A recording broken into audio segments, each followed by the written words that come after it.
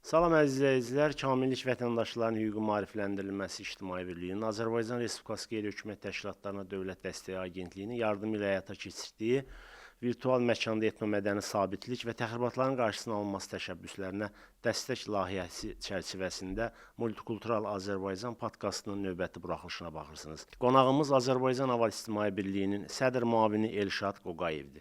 Elşad bəy, xoş gəlmisiniz. Çox sağ olun.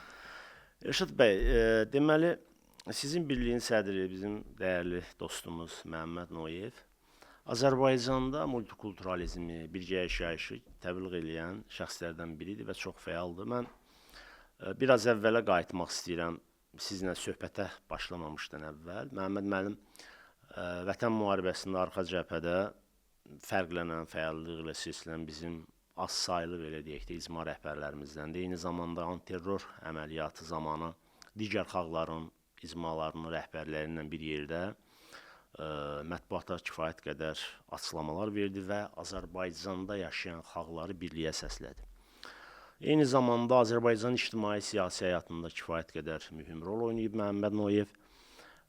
Prezident seçkilərində prezidentin nümayəndəsi olub və müharibədən sonra şəhid ailələri, qazilərlə avarların yaşadığı bölgələrdə davamlı görüşlər keçirir.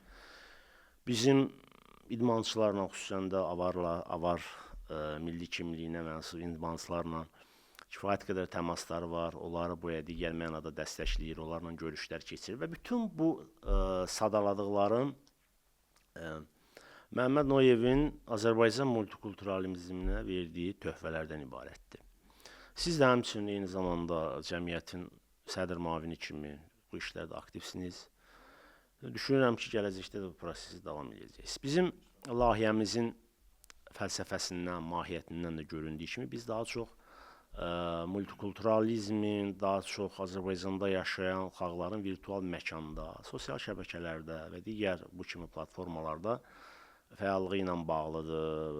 Azərbaycana qarşı yönələn təxribatlara qarşı birlik nümayiş etdirmələri ilə bağlıdır və ümumiyyətlə bu xalqların sosial platformalarda öz adətlərin, ənənələrin, folklorlarını necə təqdim etmələri ilə bağlıdır. Mən istəyərdim ki, siz söhbətin ilk əvvəlində Avar İctimai Birliyinin, Azərbaycan Avar İctimai Birliyinin birliyi ilə bağlı bir məlumat verəsiniz, informasiya verəsiniz. Mən hər şeydən əvvəl sizə bizi dəvət etdiyinizə görə, söz verdiyinizə görə öz minnətdarlığımı bildirirəm şəxsən öz adımdan və İctimai Birliyimizin adından. Bugünkü mövzu olduqca aktual bir mövzudur, Niyaz bəy. Azərbaycan Avar icmasının təşkilatlanmış ictimai fəaliyyəti 90-cı illərin əvvəllərinə dayanır. O dövrdə müstəqilliyimizin ilk illərində Avar ağsaqqalları, ictimai fəalları mədəni irsimizin qorunması, ana dilimizin yaşadılması və gələcək nəsillərə ötürülməsi istiqamətində bir çox fəaliyyətlər göstərmişlər. Bu aktiv fəaliyyətlərin nəticəsində o illərdə Azərbaycanda avarların daha kompakt yaşadığı Zaqatala və Balakən bölgəsində ana dili kimi həftədə 2 saat olmaqla avar dili dərsinin tədris edilməsinə nail olmuşlar. Bu təbii ki, o dövrdə ümummilli liderimiz Heydər Əliyevin düzgün apardığı siyasətin bir nəticəsi kimi qiymətləndirilir və bugünkü gündə bu ənənə davam olunur. Bir ara bizdə çox pasiv faza başlandı. Avar İctimai Birliyi icması fəaliyyətini çox minimuma indirmişdi. Lakin bayaq vurğuladığımız kimi 2013-cü ildən bizim çox hörmətli Məhəmməd Noyev Azərbaycan Avar İctimai Birliyini təkrar aktiv bir hala gətirdi. Yeni bir nəfəs verdi İctimai Birliyə. O dövrdən bu tərəfə biz milli irsin qorunması üçün bir çox tədbirlər görmüşük. İctimai fəaliyyətlərimiz olub, milli folklorumuzun inkişafı ilə bağlı rəqs qruplardır, folklor mərkəzlərin yaradılması kimi bir çox fəaliyyətlərimiz olmuşdur. Bir çox tədbirlər keçirtmişik, gənclərlə bağlı bir tədbirlərimiz olub ki, irsimizi, ənənələrimizi ötürməklə bağlı. Bir dövrlər çox tez-tez keçirdirik bu tiplər tədbirləri. Ondan əlavə bizim Azərbaycan Avar İctimai Birliyinin tərkibində Qadınlar Şurası var, Ağsaqqallar Şurası var, Gənclər bölməmiz var, bizim gənclərlə iş bölməsi və bu istiqamətdə də çox aktiv işləyirik biz. Bizim Ağsaqqallar Şurasında Osmanov Hacı müəllim bizim ağsaqqalımız, uzun müddət Balakən rayon icra hakimiyyətində fəaliyyət göstərmiş Bazarov Maqsud müəllim, Azərbaycan Yazıçılar Birliyinin üzvü bizim milli şairimiz Ramazan Xutrayev, Şirinov Sadullah müəllim, o da Yazıçılar Birliyinin üzvüdür. Bunlar bizim Ağsaqqallar Şurasının üzvləridir və bizim icmamız üçün çox dəyərli tövbələrini verən insanlardan biriləridir. Azərbaycan ictimai siyasi fəaliyyətində avarlar öz mövqelərini hər zaman öz milli vətənpərvərlik ideyalarını hər zaman göstərmişlər. Buna nümunə olaraq mən 44 günlük vətən müharibəsində bizim gənclərimizin ön cəbhədə göstərdiyi şücaətləri, bizim yetər qədər sayda şəhidlərimiz var, qazilərimiz var. O cümlədən bayaq siz də vurğuladınız, 44 günlük vətən müharibəsində ən böyük güc informasiya müharibəsi hissəsinə düşmüşdü. Orada da biz çox hörmətli rəhbərimiz Məhəmməd müəllim Noyev bir çox digər etnik qruplarla bir yerdə bəyanatlar verdi. Öz fikrini, iradlarını, təkliflərini səsləndirdi, bəli. Mən özüm dəfələrlə televiziya kanallarında çıxışlarım olub bu ilə bağlı. 44 günlük vətən müharibəsində göstərdiyimiz fəaliyyət dövlət tərəfindən də qiymətləndirildi. Biz Bakı Beynəlxalq Multikulturalizm Mərkəzində görüşdə olduq. Fəxri fərmanla bizi təltif elədilər. Burada bir neçə bizim icmanın üzvləri də iştirak edirdi. Hamısı dövlət tərəfindən təltif olundular. Bundan əlavə Məhəmməd müəllimin siz bayaq çox gözəl qeyd elədiniz, daha yaxından tanıyırsınız. Fəaliyyəti dövlət tərəfindən, dövlət rəhbərliyi tərəfindən yüksək qiymətləndirildi. 2023-cü ildə bizim Heydər Əliyevin 100 illiyi yubiley medalı ilə təltif olundu. Bu təltif olunma mərasimi təkcə Məhəmməd müəllimin özü üçün deyil, icmamız üçün də çox. Həm də onun təmsil elədiyi icma üçün verilmiş qiymət idi. Yüksək bir qiymətin ifadəsi idi və onunla bərabər bizim üzərimizə yetər qədər də yüksək məsuliyyət qoydu. Vətən müharibəsi dövründə, ondan sonraki gedən proseslərdə, antiterror əməliyyatları dövründə bizim birliyimizdən əlavə Azərbaycanda yaşayan hər bir avar fərdi bir yumruq olaraq, cənab prezidentimizin şüarı kimi bir vahid yumruq olaraq Ali Baş Komandanın ətrafında birləşdik. Məhəmməd müəllimin antiterror əməliyyatları dövründə verdiyi bəyanatda göstərilirdi ki, ölkəmizin ərazi bütövlüyü və suverenliyi müzakirə mövzusu deyil və heç bir halda da ola bilməz.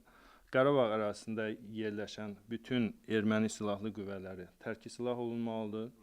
Digər Azərbaycanda yaşayan 40-a yaxın digər xalqlar kimi sülh şəraitində Azərbaycan Konstitusiyasına uyğun olaraq qanunvericilik çərçivəsində çox xoşbəxt bir həyat yaşaya bilərlər və bunun digər bir halı qeyri-mümkün olduğunu öz bəyanatında açıq-aydın vurğulamışdır. Mənim üçün maraqlıdır. Virtual məkanda etnomədəni sabitlik niyə vacibdir? Məsələn, sizin üçün bu nə təsir bağışlayır? Niyə biz virtual məkanda etnosabitliyi, birgə yaşayışı təbliğ eləməliyik? Bayaq da vurğuladım. Bugünkü gün sosial şəbəkələr bütün ölkə üzrə, bütün dünya üzrə hər bir ailənin ən fəal bir fərdinə çevrilmişdir və bugünkü gün sosial şəbəkələrdə aparılan hər hansı doğru olmayan bir siyasət, doğru olmayan bir istiqamət böyük fəsadlara gətirib çıxarda bilər. Bunun üçün daha çox informasiyanı əldə etdiyimiz bir mənbə olduğuna görə bu mənə elə gəlir ki, çox mütləqdir ki, doğru istiqamətdə fəaliyyət olunsun. İnnovativ inkişaf o qədər böyük bir, yüksək bir həddə gəlib çatmışdır ki, artıq sosial şəbəkələr bizim həyatımızın bir hissəsinə çevrilmişdir. Ailəmizin bir üzvünə çevrilmişdir artıq telefonlar. Yəni biz hamımız vaxtımızı o qədər çox telefonla keçirdirik, sosial şəbəkələrdə məlumatlara izləyərək keçirdirik. Və bu proseslərin bu cür sürətlə inkişaf etdiyi dövrdə təbii ki, Azərbaycanda etnik qrupların da, icmaların da gələcək nəsillərə çatdırılması çox önəmli olan doğru mesajlar olmalıdır ki, bu millətlər arası Azərbaycanda yaşayan çox saylı, 40-a yaxın bilirik ki, etnik xalqlar var. Bunların 17 fərqli milləti təkcə Zaqatala və Balakən Qərbi Azərbaycan bölgəsində, Şimal-Qərbi Azərbaycan bölgəsində yaşayır və bu xalqlar arasında hansısa bir sıxıntının, yanlış anlamanın, bu tipli Anlaşılmamazlığın anlaşılmamazlıqların olmaması üçün bəli, bizim də İctimai Birlik olaraq əsas hədəfimiz, məqsədimiz bu platformalarda düzgün informasiyanın ötürülməsi, çatdırılması istiqamətindədir. Biz biraz əvvəl virtual məkanda etnomədəni sabitlikdən bəhs elədik. Sizcə etnik icmalar bu sahədə hansı maarifləndirmə işləri görməlidirlər? Məsələn, hər birimiz sosial platformanın üzvüyük, hər birimiz kifayət qədər bu vasitələrdən istifadə edirik və mən əminəm ki, Azərbaycan Avar İctimai Birliyinin Facebook səhifəsində və digər sosial platformalarında bu kimi məsələlərə də yer verilir. Ümumiyyətlə, yəni bu maarifləndirmə sizin Avar, Azərbaycan Avar İctimai Birliyinin sosial platformalarında bu birlik, vətənpərvərlik necə belə deyək təqdim olunur? Azərbaycan Avar İctimai Birliyi olaraq bizim paylaşımlarımız, statuslarımız, fəaliyyətlərimiz yayımlanır, paylaşılır təbii ki. Mən belə anlayıram və belə başa düşürəm ki, bu hər bir gəncin ilk növbədə düzgün maarifləndirilməsi istiqamətində olmalıdır. Hər bir vətəndaş düzgün informasiya paylaşmalıdır. Paylaşılan informasiyalar hansısa bir düzgün olmayan müzakirə mövzusuna səbəb olmamalıdır. İlk növbədə gənclər ana dillərini bilməlidir və düzgün şəkildə ana dillərini təbliğ etməlidir. Milli mədəniyyətlərini, milli adət-ənənələrini, musiqilərini, folklorlarını təbliğ etməlidir. Yəni bütün paylaşımlar, informasiyalar düzgün şəkildə aparılmalı. Hər bir Azərbaycan fərdinin dövlətə bağlı bir vətəndaş olduğunu unutmamalıdır və hər bir halda ən önəmli olan bizim üçün bugünkü gün Azərbaycan birliyi, vəhdəti, millətlər arasında olan dostluq, sevgi və multikultural dəyərlərin qorunması olmalıdır.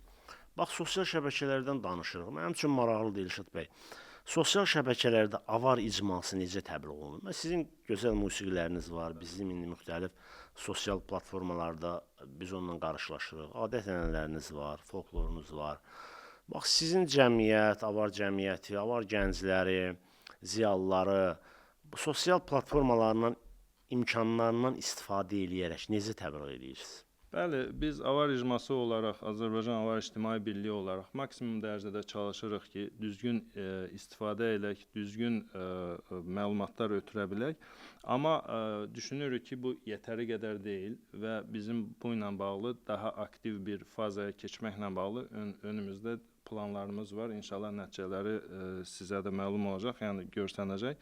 Amma hər bir halda Azərbaycanda bugünkü gün avar gəncləri daha çox sosial şəbəkələrdən istifadə edir və istifadə istiqamətlərimiz də yenə bayaq vurğuladığım kimi mədəni tədbirlərimizlə bağlı, el adət-ənənələrimizlə bağlı olan paylaşımlardır. Bilirsiniz ki, avar musiqisi çox ritmik, şən, bugünkü gün bir çox tədbirlərdə, el şənliklərində çalınan musiqilərdəndir.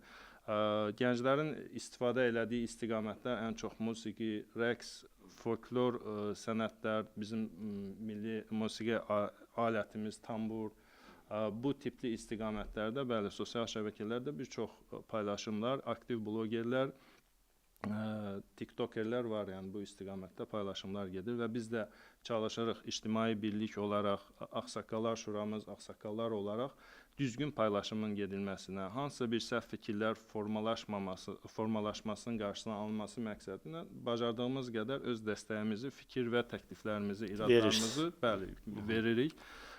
Öz İctimai Birlik olaraq rəsmi bir aparılan səhifəmiz yoxdur. Yaxınlarda bayaq söylədiyim kimi bunlar hamısı aktiv bir fazada, kompakt şəkildə, düzgün bir formada tam fəaliyyətə başlayacaq. Amma hər bir icma üzvü, daha doğru desək, idarə heyətinin üzvləri öz şəxsi hesablarından mütəmadi olaraq etdiyimiz fəaliyyətlər, digər tədbirlər, dövlət tədbirləri ilə bağlı paylaşımlar eləyirik. Elşad bəy, çox maraqlı məqamlara toxundunuz ki, bu paylaşımları siz və idarə heyətinin üzvləri, sədriniz izləyirsiniz və harada yanlış var, harada dezinformasiya var. Təbii ki, onun qarşısını dərhal alırsınız və yaxud da ki, bunların baş verməməsi üçün tanıdığınız, bildiyiniz TikTokerlər, blogerləri, hansı ki, avarları təmsil edirlər. Onlara informasiya verirsiniz ki, sosial şəbəkələrdə yalnız düzgün informasiyalar verilsin. Mənim üçün maraqlıdır. Azərbaycanın multikultural modeli informasiya təxribatlarına qarşı nə dərəcədə dayanıqlıdır? Bax, indi siz dediniz ki, biz imkan vermirik, qarşısını alırıq, məsləhətləşmələr edirik və tövsiyə edirik ki, düzgün informasiyalar versin. Yəni, indi siz bu dayanıqlığı bu formada təmin eləmişsiniz. Və bizim multikultural modeldə, Azərbaycanın multikultural modelində bu dayanıqlığı necə biz sabit saxlaya bilərik, davam etdirə bilərik? Bəli, Azərbaycan dünyada multikulturalizmin uğurla tətbiq olunduğu nadir dövlətlərdən, ölkələrdən birisidir. Həm tolerant, həm də multikultural, mümbit bir şərait vardır. Təbii ki, bu da 44 günlük Vətən müharibəsində bir daha sübut olundu. Millətlər arasında olan vəhdət, mümbit münasibət, dostluq, qardaşlıq münasibəti və təbii ki, bu qədər təxribatlara, informasiya təxribatları qarşısında bir çox əsas demək olar ki, bütün millətlərin üzvləri bəyanatlarla çıxış elədilər. Heç bir halda hansısa təxribatlara uymadılar və öz milləti nümayəndələrini də uymamağa çağırdılar. Çox gözəl, uğurlu nəticə də oldu və nəticədə hər kəs Ali Baş Komandanın ətrafında vəhdət şəkildə birləşə bildi. Bəli, bu həmrəylik mən deyə bilərəm ki, informasiya təxribatlarına verilən ən düzgün cavab oldu. Bir çox millətlərin nümayəndələri eyni zamanda da bizim Avar icmasının sədri hörmətli Məhəmməd Noyevin verdiyi bəyanatlar, ölkəmizin ərazi bütövlüyü və dövlət suverenliyi istiqamətində görülən tədbirlər, bütün bunlar buna bariz nümunədir deyə bilərəm. Multikultural modelin informasiya təxribatlarının qarşısının alınmasında dayanıqlığından bəhs elədik. Mənim üçün maraqlıdır, sizə görə dövlət və vətəndaş cəmiyyəti bu sahədə necə əməkdaşlıq eləməlidir? Məsələn, dövlətlə Azərbaycan Avar İctimai Birliyi bu sahədə necə əməkdaşlıq eləməlidir? Bugünkü gün vurğulamaq istəyirəm ki, bizim dövlətimiz bütün mümbit şəraiti yaratmışdır ki, vətəndaşlar bunlardan bəhrələnsin. Vətəndaşların da bizim bütün cəmiyyətlərimiz, institutlarımız isə bu imkanlardan düzgün istifadə edərək maarifləndirici tədbirlər görməlidir. Çalışmaq lazımdır, əlimizdə olan vasitələrdən düzgün istifadə edərək düzgün məlumatlar paylaşaq. Bayaq vurğuladığım kimi, nifrət hissi yaradacaq paylaşımlar, çağırışlar olmasın. Dezinformasiyalardan yayınmaq lazımdır. Biz həmişə diqqət edirik bu sahədəki yanlış məlumat paylaşılmasın. Bugünkü gün informasiya mübadiləsi o qədər sürətlə inkişaf edir ki, hansısa bir informasiya gözlənilmədən, yəni çox önəmsiz bir informasiya bəzən bir şok bir nəticə ortaya çıxardır. Buna görə çox diqqətli olmaq lazımdır. Dövlətimizin qanunvericiliyinin bizə verdiyi imkanların, verdiyi haqların, hüquqların çərçivəsindən dışına çıxmamaq lazımdır. Bütün bunları paylaşımları edərkən, sosial platformalarda fəaliyyət göstərərkən bu nüansları ən birinci növbədə öndə tutmaq lazımdır. Bax, belə məqamlarda indi sizin ətrafınızda kifayət qədər gənclər var, avarları təmsil edən gənclər var. Onlara bu istiqamətdə yəqin ki, təbliğat olunur da. Bəli, əlbəttə ki, bəzən platformaları günahlandırırlar bu sahədə hansısa bir dezinformasiya və yaxud da ki, nifrət dolu bir çıxışlar, çağırışlar olanda, əlbəttə ki, burada təkcə platformanı deyil də, orada paylaşım edən şəxsləri, insanları diqqətə almaq lazımdır. Onları düzgün tərbiyə etmək lazım. Biz də həm icma olaraq, həm ağsaqqallarımız olaraq maksimum dərəcədə çalışırıq ki, bu tip hallar olmasın. Əlbəttə ki, heç vaxt olmur deyə bilmərik. Biz insanlar səhvlər üzərində öyrənə-öyrənə gəlirik. Amma bizim operativ verdiyimiz reaksiyalar, düzgün apardığımız siyasət bu problemləri minimuma endirməyə çalışırıq. Yəni, bunun üzərində çox diqqətlə çalışırıq ki, hansısa bir səhv çağırış, hansısa bir səhv edilən paylaşım nəticədə bir hansısa nifrət dolu bir problemə dönməsin. Və bu da sosial media platformalarında məsuliyyəti artırır. Bəli. Belə deyə bilərəm, jurnalistlərin də üzərində müəyyən qədər bir məsuliyyət var. Bəzən bir jurnalistin etdiyi məsuliyyətsiz bir paylaşımı, çəkdiyi məsuliyyətsiz bir kadr çox böyük problemlərə səbəb olur, aqressiyalar yaradır gənclər arasında. Təbii ki, burada söhbət nədən gedir? Bir millətin mənliyinə, şərəfinə, milliliyinə, adət-ənənəsinə düzgün verilməyən yanaşma, düzgün verilməyən informasiya və qiymət nəticədə çox böyük qlobal problemlərə çıxarır. O da həm xalq arasında, onların gənclər arasında müzakirələrə səbəb olur. Əlbəttə ki, müzakirələr də bəzən yəni hər kəs savadlı düşünüb düzgün analitik qabiliyyətə malik deyil və yaxud da ki, bu nüanslardan istifadə edən digər buna maraqlı olan tərəflər də olur bəzən və bu nəticədə çox çətinliklər yarada biləcək bir duruma gələ bilər. Ona görə həm sosial mediadan, həm jurnalistlərdən yəni gözlənilən, istənilən odur ki, daha dəqiq, daha düzgün və vicdanlı informasiya paylaşılmasına üstünlük verilsin. Diqqət olunsun. Azərbaycandan kənarda yaşayan avarlarla əlaqələriniz, münasibətləriniz varmı? Əlbəttə ki, siz də yəqin ki bilirsiniz, Azərbaycanda bugünkü gün statistika üzrə 50 mindən çox avar var. Türkiyədə bir çox vilayətlərdə kompakt şəkildə avarlar yaşayır. Gürcüstanda avarların yaşadığı kompakt bölgələr var. Rusiyada biz bilirik ki, Dağıstan bölgəsində, Dağıstan Respublikasında, Muxtar vilayətində avarlar yaşayır və bütün bu avarların bir-biri ilə ictimai əlaqələri var, münasibətlər var, gediş-gəlişlər var, görüşlər olur, bir çox tədbirlərdə iştirak edirsiniz. Bax, bu tədbirlərdə iştirak edəndə Azərbaycandakı multikultural mühiti, Azərbaycanda avarların yaşayış səviyyəsi onları qane eləyirmi? Bəzən çox da təəccüblənirlər ki, həqiqətən bu qədər, yəni tolerant, bu qədər multikultural bir mühitdə yaşayırsınız. Yəni bu sizin dedikləriniz gerçəkdirmi kimi təəccüblə verilən suallar verilən vaxtlar da olur, bəli. Yəni siz Azərbaycandakı multikultural mühitdən danışanda ki, biz belə yaşayırıq, bizim vəziyyətimiz budur, onlar təəccüblənirlər. Bəli, əlbəttə ki, çox vaxtda da deyirlər, siz bizdən daha şanslısınız ki, belə bir dövlətdə, bəli, belə bir dövlətin vətəndaşısınız. Azərbaycanda daha çox hansı bölgədə yaşayırsınız? Azərbaycanda az öncə də vurğuladım, avarlar daha çox şimal-qərbi Azərbaycan bölgəsi, Qax, Zaqatala və Balakən rayonlarında yaşayırıq və çox sevindirici haldır ki, mən indiyə qədər görməmişəm ki, sən avarsan, sən ləzgisən, bu talışdır kimi bir ayrıcalıq olmayıb ictimaiyyətdə, insanlar arasında. Biz rahat şəkildə iki avar dost, iki yoldaş, iki tanış görüşəndə öz dilimizdə, öz istədiyimiz mövzuda müzakirələr apara bilirik. Qıraqdan bu çox normal qarşılanır, yəni wow, belə bir reaksiyalar olmur.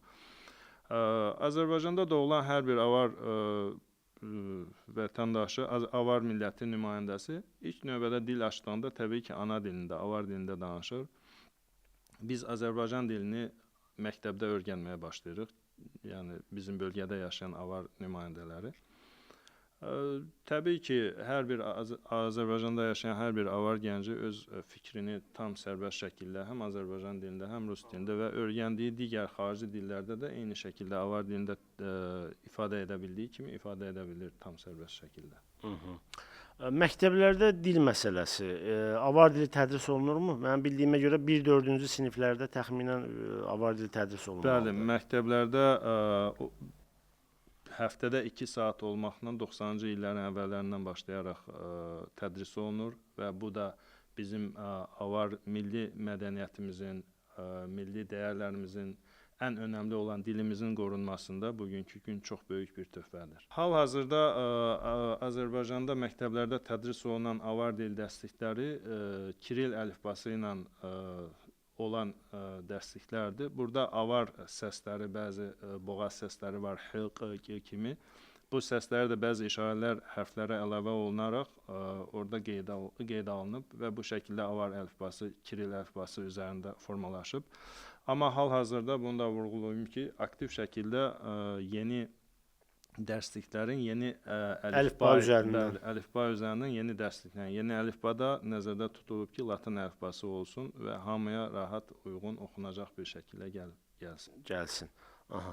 Amma mənim bildiyimə görə sinifdən kənar oxu dərsləri olur, kitablar var, sonra var şairlərinin, yazıçılarının şeirləri, ədəbi nümunələri var. Bəli, var. Bu sahədə aparılan aktiv işlər var. Avar dərnəkləri, şeir yarışmaları avar dilində. Burada bizim ağsaqqallarımız, bayaq vurğuladığım kimi Yazıçılar Birliyinin üzvləri Ramazan müəllim var və digər yoldaşlar çox böyük aktiv şəkildə fəaliyyət göstərir. Bu yöndə bizə dəstək olurlar. Musiqidən danışaq, folklordan danışaq. Çünki çox ritmik bir, siz özünüz də biraz əvvəl qeyd ediniz, musiqiyə sahibsiniz. Hətta sizdə bir xanımla bir bəy var. Onlar tez-tez Azərbaycan televiziya kanallarında da çıxış eləyirlər, avar rəqsləri oxuya-oxuya oynayırlar. Adlarını unutmuşam.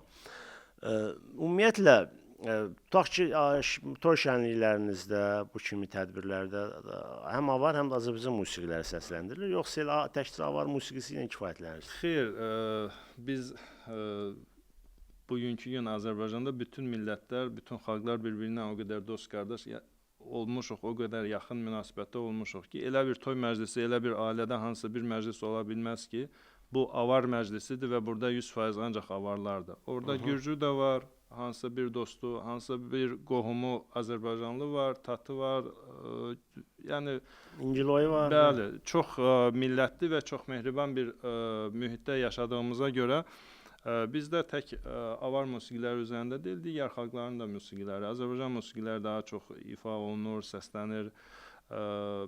Bizdə musiqiçilər çox məşhur musiqiçilərimiz var. Bizim bu sahədə böyük zəhməti olan, bizə böyük bir irs buraxmış Bəxtiyar Qantayev var, Dağıstanın əməkdar artisti, çox məşhurdur əks-səda ansamblı ilə.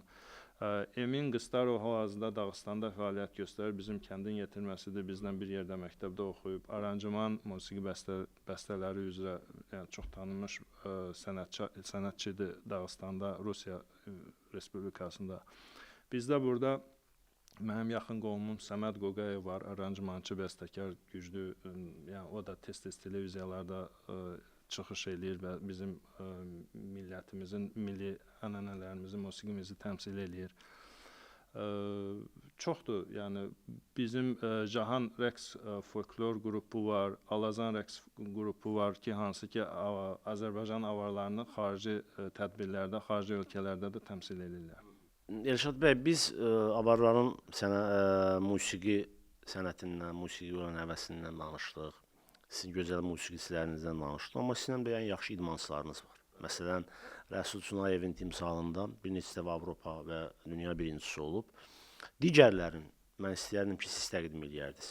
Bəli, Rəsul Cunayev təbii ki, bizim hər birimizin fəxridir və bugünkü gündə öndə gedən avar gənclərindən biridir və çox gözəl də arxasında kütləsi var. Çox gözəl, nümunəvi bir fərd, vətəndaşımızdır. Rəsul Çunayevdən başqa Paralimpiya çempionumuz bir neçə dəfə mükafatlarına layiq görülmüş Uluxan Musayev var. Bizim güclü xanım güləşçilərimizdən Gözəl Zutova var. Murad Əhmədiyev var, bu yaxınlarda çempion oldu. Murad Bazarov var, o da olimpiya mükafatçısıdır. Çoxdur bizim şükür Allaha gənclərimizdə iki istiqamətdir. Ya musiqi, rəqsdir, ya da idmandır. Ya da idmandır. Azərbaycan bayrağın kifayət qədər yüksək dünya arenalarında bəli Azərbaycanı yetərincə təmsil edir bizim gənclərimiz. Və onu da vurğulayım ki, məktəblər arasında keçirilən bu yaxında bir olimpiya yarışması vardı. Orada bizim kəndimizdən deyə bilərəm ki, 2 nəfər qızıl medalla kəndimizə qayıtdı. Maşallah. Yəni təhsil məsələlərində, eyni zamanda idman sahəsində paralel avar gəncləri kifayət qədər nümunəvi. Təhsil sahəsində də çox üzr istəyirəm, sözü kəsin. Təhsil sahəsində də bizim gənclərin çox yetəri qədər gözəl uğurları var. Dövlət qəbul imtahanlarında yüksək nəticələr, dövlət qulluğu imtahanlarında yüksək nəticə göstərmiş gənclərimiz var. Bir çox dövlət qurumlarında da işləyən, bizi təmsil edən gənclərimiz var və bu istiqamətdə işlərimiz də davam edir. Onu da vurğulaya bilərəm ki, biz 1-ci Qarabağ müharibəsində şəhid olmuş Rauf Hədisov adına orta məktəbin məzunlarıyıq. bizim məzunlar o orta məktəbdə bizim kəndin bələdiyyənin təşkilatçılığı, kənd bələdiyyəsinin təşkilatçılığı ilə keçirilən Rauf Hədisov adına təqaüd fondunun yarışlarını təşkil edirik. Mən özüm də o yarışların məktəbdə oxuduğum zaman şagird dövründə bir neçə dəfə qalibi olmuşam. Və həmin fondun nəzdində yarışlar keçirdirik. Bu yaxınlarda qalibləri biz Qarabağa tur təşkil elədik. Qarabağ Universitetində oldular. Bir çox görməli, gəzməli yerlərlə tanış elədik və vətənpərvərlik ruhunda həm də ki, təhsilə, elmə təşviq ruhunda fəaliyyətlərimiz də çoxdur. Yəni. Davam elətdirirsiniz. Davam Əslində o elətdiririk, Qarabağa səfər o məktəbi adını daşıyan o şəhid qardaşımızın, Avar qardaşımızın yəni zamanında uğrunda şəhid olduğu torpaqlara aparırsınız, tanış edirsiniz. Bunlar hamısı ülvi hisslərdir əlbəttə ki, Avar İctimai Birliyi, Azərbaycan Avar İctimai Birliyi bu və ya digər təşəbbüslərlə çıxış edir və məndə sizin cəmiyyətin gördüyü bu işlərlə bağlı kifayət qədər informasiyalar var və həm siz sədr müavini kimi, həm Məhəmməd müəllim Noyev sədr kimi bu kimi tədbirlərin təşkilində fəallıq nümayiş elətdirirlər. Mən deyərdim ki, Azərbaycanda digər icmalar da bu kimi təşəbbüslərlə çıxış edir. Amma Avar icmasının, Avar gənclərinin bu şəkildə səfərləri, Azərbaycanın təkcə Qarabağ yox, mənim bildiyimə görə digər bölgələrə də gənclərinizi aparırsınız. Mən bu sayədə sizə uğurlar arzulayıram. Vətəndaşlara, Avar icmasının nümayəndələrinə, xüsusən də gənclərinizə əsas mesajınız nədir? Bax, sonunda siz nə demək istəyərdiniz? Mən bizim gənclər, tək Avar gənclərinə yox, Azərbaycan gənclərinə deyərdim ki, milli mənəvi dəyərlərinizi öyrənin, dilinizi, tarixinizi öyrənin, sosial platformalardan düzgün istifadə etməyi öyrənin, əsas məsələlərdən birisi bugünkü müzakirə mövzumuzdur. Və ən önəmlisi də heç vaxt unutmayın ki, bizi birləşdirən, bizi bir yerə gətirən ən böyük dəyər bizim sevimli ana vətənimiz Azərbaycandır. Və deyirəm ki, çalışaq həm elm sahəsində, idman sahəsində, fərq yoxdur, hərə öz sahəsində ən yaxşı şəkildə vətənimizi, dövlətimizi, dövlətçiliyimizi və cənab prezidentin apardığı uğurlu siyasəti dəstəkləyək və ona layiqli olaq. Rəşad bəy, təşəkkür edirəm. Maraqlı informasiyalar verdiniz. Mənim üçün də yeni olan bəzi informasiyalar verdiniz. Baxmayaraq ki, bizim Multikultural Azərbaycan internet qəzetində Avarlar rubrikası var və orada həm Məhəmməd Məmnoyevin çıxışları var, Avar adət-ənənələri var, Avar folkloru var, Avarların tarixi ilə bağlı biz informasiyalar veririk. Amma çoxdandır sözün həqiqi mənasında bu informasiyalar yenilənmirdi. Siz bu informasiyaları yenilədiniz və xüsusən də son mesajınız Azərbaycanla bağlı son mesajınız daha da diqqət çəkəndir və ümid edirəm ki, Azərbaycanda yaşayan hər bir icmada təmsil olunan rəhbər şəxslər sizin kimi düşünsünlər və vahid Azərbaycan, multikultural Azərbaycan uğrunda çalışsınlar. Bir daha təşəkkür edirəm. Mən də sizə təşəkkür edirəm. Sonda demək istəyirəm ki, bizim keçmişimizdə bu günümüz və gələcəyimiz çiçəklənən, uğurla inkişaf edən Azərbaycandır. Etdiyimiz hər bir şey Azərbaycan və Azərbaycanın gələcəyi naminə olsun. Əziz dostlar, siz kamillik vətəndaşların hüquqi maarifləndirilməsi İctimai Birliyinin Azərbaycan Respublikası qeyri-hökumət təşkilatlarına Dövlət Dəstəyi Agentliyinin yardımı ilə həyata keçirdiyi virtual məkanda etnomədəni sabitlik və təxribatların qarşısının alınması təşəbbüslərinə dəstək layihəsi çərçivəsində Multikultural Azərbaycan podkastına baxdınız. Qonağımız Azərbaycan Avar İctimai Birliyinin sədr müavini Elşad Qoqayev idi. Sağ olun, sağlıqla qalın.